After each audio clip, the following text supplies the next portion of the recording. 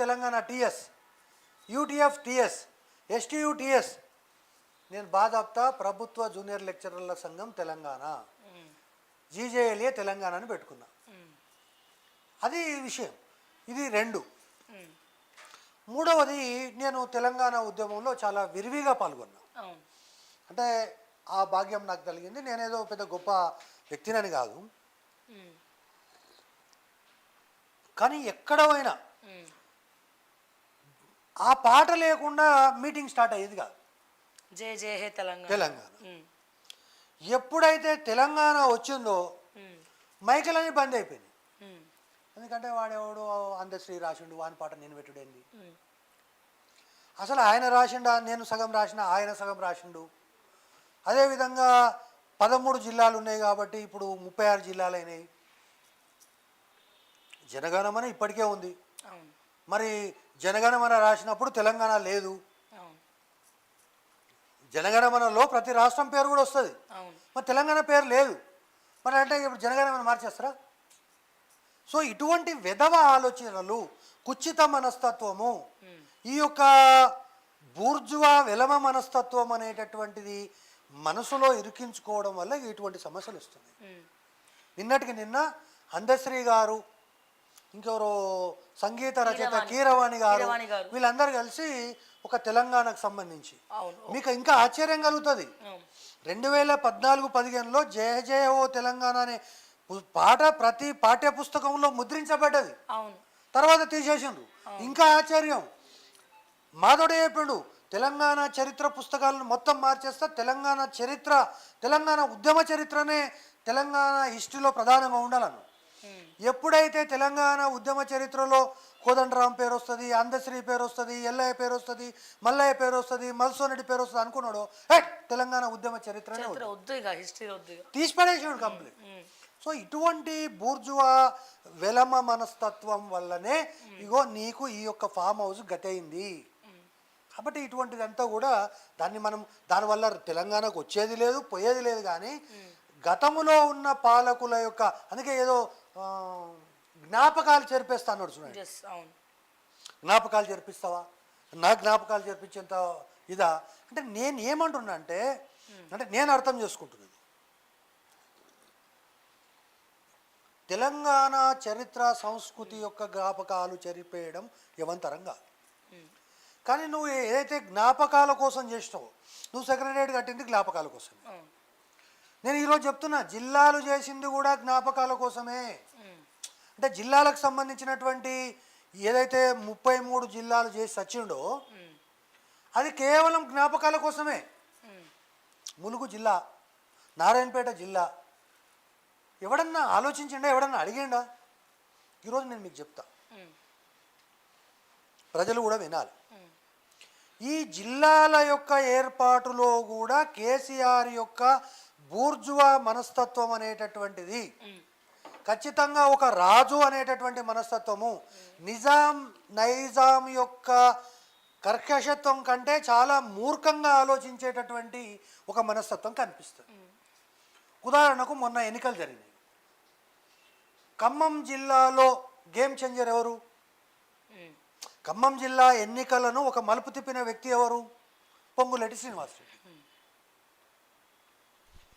అంటే ఇక్కడ ఖమ్మం జిల్లా అనే వరకు పొంగులేటి శ్రీనివాసరెడ్డి ఏదో గేమ్ చేంజర్ అయ్యి మొత్తము, ఒకవేళ నిజంగానే ఇప్పుడు మనము అయిపోయినాయి కాబట్టి ఒక పొంగులేటి శ్రీనివాసరెడ్డిని, ఒక ఈటెల రాజేందర్ను, ఒక కొండా విశ్వేశ్వరరెడ్డి లాంటి వాళ్ళను, ఒక 5-6 మందిని కనుక నువ్వు దూరం చేసుకోకపోతే ఈరోజు కూడా నువ్వే ముఖ్యమంత్రిగా ఉండేటోడివి.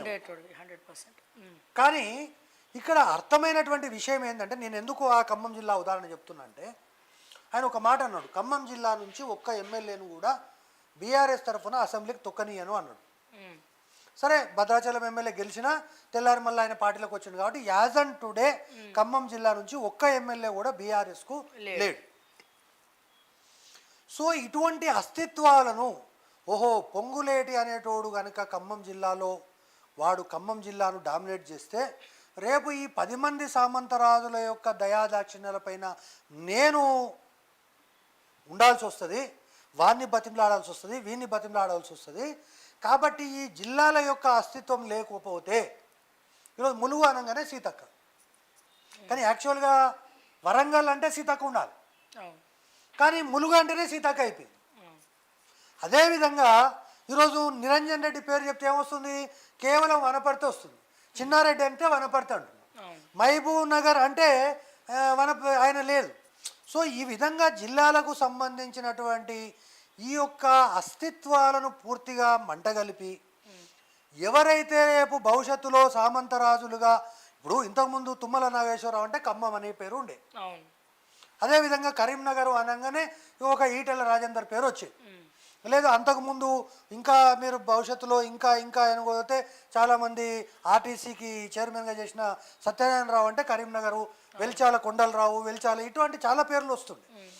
అదేవిధంగా మెదక్ అనగానే ఆ రోజు ఈవెన్ గతం నుంచి చూస్తే కూడా మెదక్ నుంచి చీఫ్ మినిస్టర్ కాకుండా డిప్యూటీ సీఎం ఉండే జగన్నాథరావు అని.